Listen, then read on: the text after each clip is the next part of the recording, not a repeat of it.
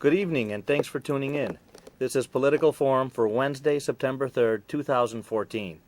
We welcome today as our guest Art Turner, the state representative from the 9th District and Assistant Majority Leader in the Illinois House of Representatives. Representative Turner, thank you very much for joining us. Thank you for having me. I'm Louis Mososa, board member at CAN TV.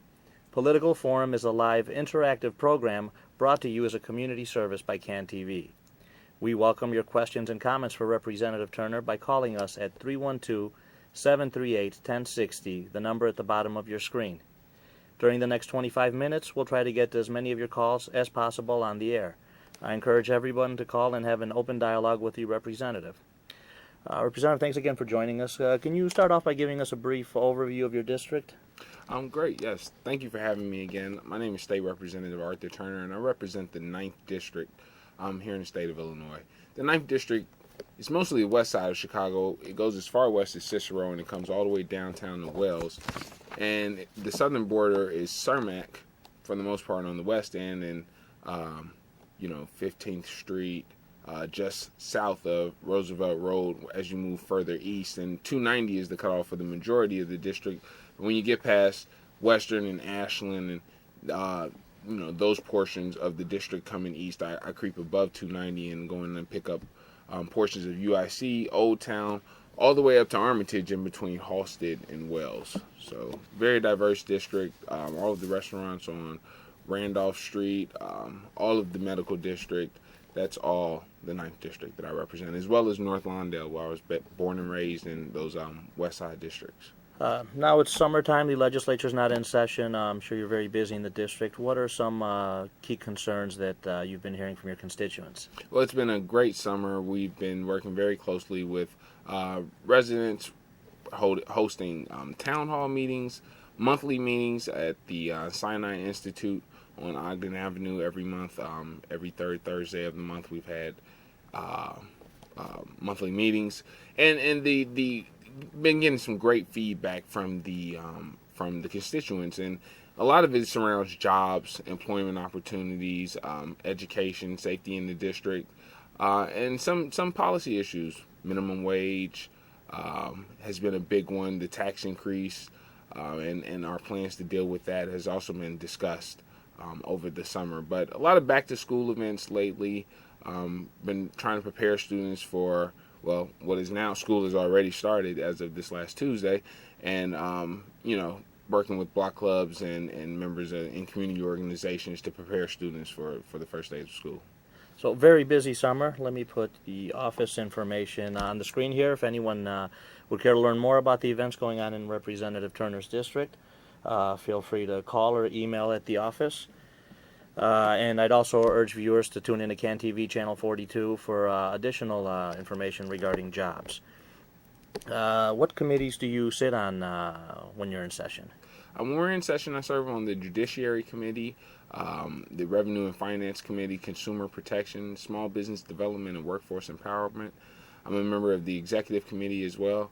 And is that about it? I used to serve on an Appropriation Committee. I'd like to get back on one. Those are good committees to work on and deal with the budget directly. So the Executive Committee, obviously one where most of the big ticket items, the important piece of legislation go. From the previous session that ended May 31st, what are some of the biggest initiatives that kind of you're most proud of or that are keeping you busy over the summer? Well, this summer Governor Quinn signed into law our juvenile expungement bill, which was something we worked really hard on during this last General Assembly session, and happy about that. It will immediately help many youngsters moving into adulthood who had arrest records but weren't convicted of anything that resulted from those arrests. So that's something that we've been really happy about. Been trying to get information out to people about that piece of legislation and how families and children can benefit from it going forward. And just preparing for some of the other issues going into this November election. So again, the minimum wage is a big piece. The minimum wage referendum. There's a ballot referendum that's going to be up for voters to consider this November, and we've been trying to get people out to get people to vote, get people to come out and vote using this ballot referendum, and trying to stir up some excitement about this November election. And there's been people don't seem to be too pleased about all of the back and forth between Quinn and Rauner and the fighting and the bickering. So We definitely have what seems to be a lot of time between now and the election. And on minimum wage, Rahm Emanuel in the city of Chicago, I believe, as early as today or yesterday, just announced something. Yeah, got some great news from the city of Chicago. And Mayor Rahm Emanuel, he signed an executive order that would say that going forward from October 1st of this year, that all city contracts for service and construction would have to have a minimum wage floor of $13 an hour. So they would have to pay workers for general contractors getting these contracts, or those receiving contracts with the city, that have to pay workers a minimum wage salary of $13 an hour, which is something we're really excited about. It just, again, echoes or speaks to Mayor Emanuel's support for the minimum wage initiative. And this is something that, Governor Quinn and myself and others have been talking about a lot down in Springfield, and we had only set the price at $10.65, so it's very encouraging to see the support behind $13 an hour here in the city. Very important issue. In the House where you serve, the Democrats enjoy supermajority numbers. How's it been serving with supermajority? It's interesting. It's interesting. There's a sense that, since you have a supermajority and there's a majority of Democrats, that we should be able to get anything done or pass any piece of legislation. That's just not the case. Not all Democrats are the exact same. We don't feel the same about every issue. Some tend to be more conservative than others, depending on the area of the state that they represent.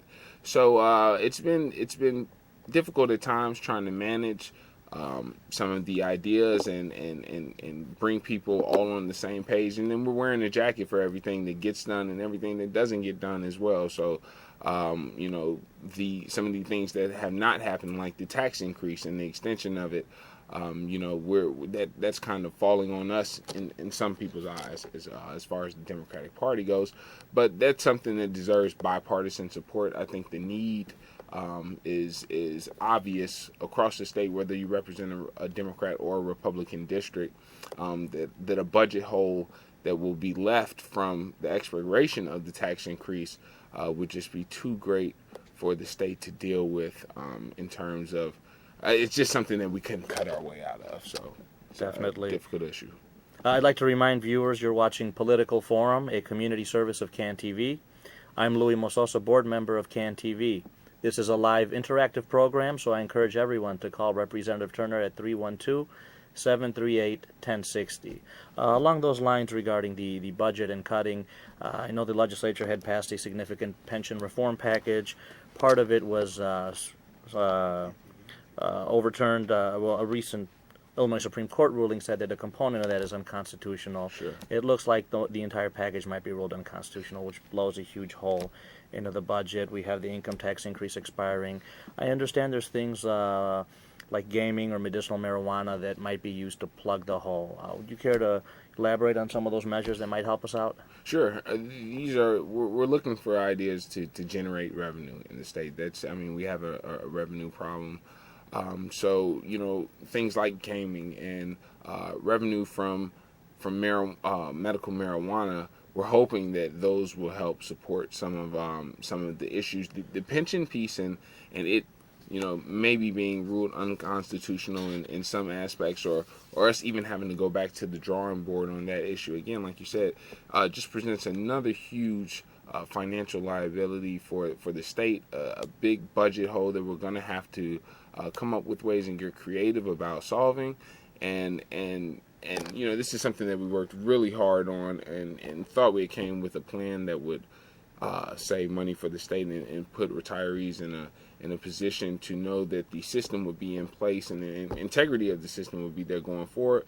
But the courts have spoken in some aspects, and they may continue to deal with this issue, and we may, like I said, be back at the drawing board revisiting the whole pension discussion.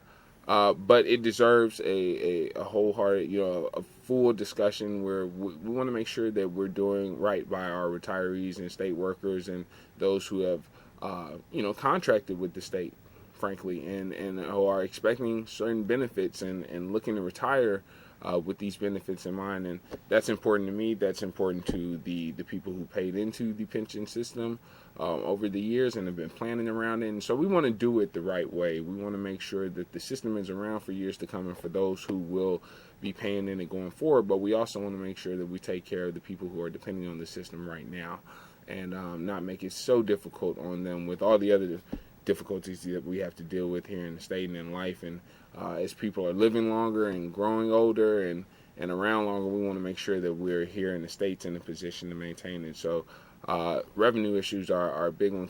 The casino gaming piece will be a big discussion going into 2015. There are some who support a casino here in Chicago, or the idea of placing a major casino in downtown Chicago for to generate revenue. And those are all things that we're going to look into and consider going forward in 2015. I believe we have a caller on the line. Hello, caller. You're on the air. What's your question? Hi. Actually, he kind of answered my question. I had a question similar to the last one about the consideration of gambling or a casino in the Chicagoland area. Sure. Yeah, I mean that's an option. That's an option. We're currently we have gamblers in the state who just cross right over the border and go to Indiana and spend money and outside of the state, and those could be proceeds that we could recoup here for the state of Illinois. So that's one idea going forward. Medical marijuana may produce revenue. They've done some numbers around it in Colorado and other states that have laws around these sorts of things, and so there's been projections about revenue on that end, and other things are being considered as well. I don't think anything's off the table at this point. Service tax has been tossed around, a progressive income tax or a progressive approach to income tax, and changing that structure to getting people who make more to pay in more has been kicked around. So those are all things that we'll have to consider going forward. Regarding a casino in downtown Chicago, I believe the most current versions you've been considering in Springfield has called for a 4,000-seat casino, which is over triple any existing Illinois facility. So that should be something to see. I believe we have another caller. Hi, you're on the air, caller. What's your question? Hi, I saw that Governor Quinn not too long ago vetoed that bill that would have regulated like Uber and other rideshare services. Did you vote to support that legislation, or how do you feel about that veto? Yes, great question. Governor Quinn did veto that legislation, and I was actually a supporter of the reforms that came down from that legislation. The big selling point for me was the idea of safety and insurance. There's regulations around the taxi industry. They made an argument that this new form of providing transport in the city should be regulated in a similar fashion. And I'm all right with competition. I'm all right with equal footing and regulating that sort of industry. But for me, the big selling point was safety issues. So the idea of a person getting into a car and there have been no background check done on the driver, or maybe insurance that won't cover the driver or the patron in that situation because it's a personal insurance account and not a commercial policy or that sort of thing. We want to make sure that people who are utilizing these services are doing so safely. The right safeguards are in place, and that people are protected, and that the industry takes care of itself from there. But yes, I did support the bill. Governor Quinn vetoed it. We will revisit that whole situation, and we're also watching what the city does as well, as they've made attempts to regulate the industry as well. And for the record, I'm the lobbyist for Lyft, as you know, and I tend to disagree with that. I believe we have another caller. Hello, caller. You're on the air. Yeah, good evening. Good evening. You touched on minimum wage a little earlier in the show. My question is, I know that the city and ROM is looking at the state and seeing what they're going to do before the city does anything. my question is that by raising the minimum wage, to $10 to $12 to $15, would that promote larger businesses and corporations to possibly pull out of Chicago or the state because they could say that they can't afford money for their job force? Well, in certain instances, it's actually been quite the opposite. Many larger corporations or businesses have been in support of the idea of a minimum wage increase. They think that it brings stability to their workforce. Workers don't have to work 2-3 jobs to make ends meet, and so there can be some stability in terms of scheduling and dedication and commitment to the employer. So they're okay with the idea, and also many of those businesses already pay more than the 1065 I know that we were suggesting on the state level. Anyway, the higher minimum wage boosts morale in the company amongst the employees. It increases their spending power, which adds on with the economy and giving back. These people are they need this money. They'll make the additional money. They'll spend the additional money. They need the additional money. So we want to help working families, help provide better opportunities for them, put them in a better position to help provide for their families, and using steps. So many people have come back to some of these service jobs and jobs that pay minimum wage. In this tough economy, people have had to go back to work. Elderly people have had to go back to work. They're kicking in and supporting families as well. So we want to make sure that they have a living wage. And the current $8.25 an hour just won't get it done. And I think to highlight that, didn't Governor Quinn this week try to survive just off of minimum wage? And that's right. Having a hard time. He's operating off about $79 for a week, which is what a minimum wage worker would have after paying housing and transportation expenses. And some people are, again, trying to raise families on this amount of money. Governor Quinn said today that he couldn't buy a birthday card for his niece, and it had become just that tight for him and that strict of a budget. So, there are people dealing with this every day, going through this every single day. And living in poverty and working full-time jobs. So we want to actually try to help those families and bring some relief. And I think that boosting the minimum wage is one way to do it. There have been many studies and statistics across the board that have shown that this is not a job killer. It won't chase employers out of the state. We have a great infrastructure here in the state of Illinois. In Chicago, and people want to come here. They want to build here, and we want to encourage them to do so. And a part of that is having a workforce that is happy and can provide for their families and do well for their employers. You're watching Political Forum, a community service of CAN TV. I'm Louis Mososa, board member at CAN TV. This is a live interactive show, so I encourage everyone to call and ask your question to Representative Art Turner at 312-738-1060. Regarding the upcoming veto session, what are some of the issues you think the legislature will be dealing with? It'll be coming right off of the heels of the gubernatorial election. Right. And how that plays out, I think, will determine some of the issues that we consider during this veto session and what gets left and pushed over to the next General Assembly. There's some urgency around some issues, and the Uber taxi piece may come back up in the veto session. We may have something that comes from this criminal reform committee that I'm working on with Representative Mike Zaleski and Senator Nolan and Raul and Representative Rebeletti and John Anthony in the House, and as well as Representative Neckrich. We're all coming. We've been meeting over the summer as a committee to try to come up with a reform for the criminal code and some sentencing procedures here in Illinois.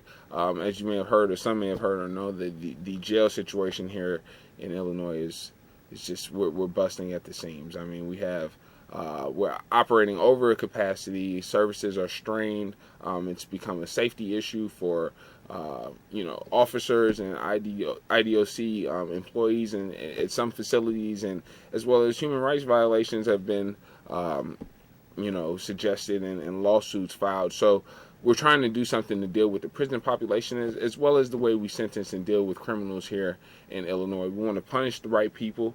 We want to put the right people in jail. But there are a lot of nonviolent criminals who are, currently incarcerated for long periods of time. And we want to revisit some of those things to make sure we're doing our best practices in terms of who we lock up here in Illinois and who we punish and how we deal with crime and punishment going forward. So, and that being a bipartisan committee you just named, is it pretty easy, you think, to get things done, or sometimes depending on the issue, people tend to be more partisan, but with something like this, it sounds pretty common sense. Are you finding any difficulties with the committee members? Well, I mean, it's going to take a bipartisan effort. This is something, many elected officials have an issue with coming off of being perceived as soft on crime, and so that's where that's been the genesis of a lot of the legislation that has come down over the years that has increased penalties and continued to increase penalties for different offenses, all in the name of being tough on crime. So to get people to reel back on some of these issues and revisit some of them has been a little difficult getting people to the table. And again, you want to deal with criminals the right way. You want to lock up the right people. And when you start talking about maybe letting individuals out or lowering sentences and that sort of thing, no one wants to come off as soft on crime, but we want to do the right thing by the people of Illinois. So a challenge, but I think that people are optimistic about what can come from it, and so we're hoping that. That's great. I believe we have another question. Hi, caller, you're on the air. What's your question? My question is to Representative Arthur Turner, and I appreciate you guys today.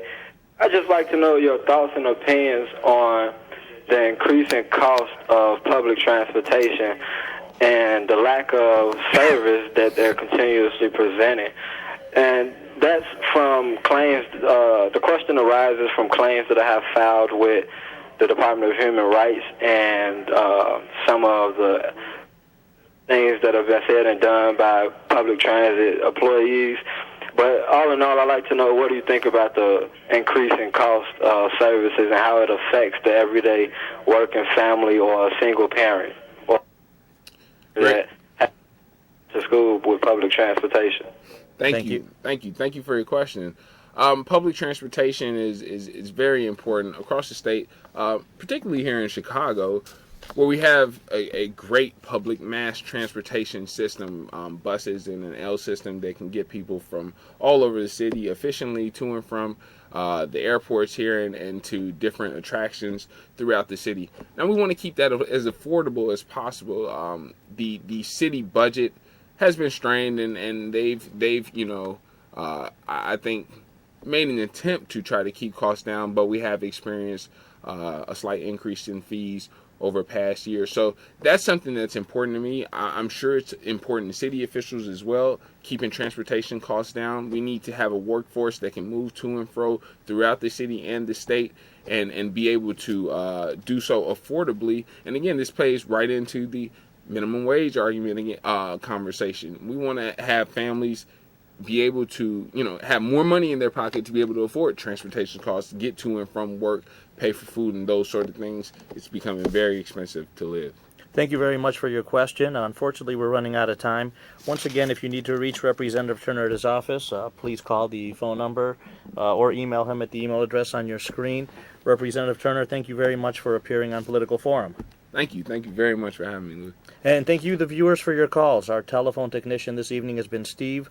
Political Forum is brought to you as a community service by CAN TV. Please join us again for Political Forum next Wednesday.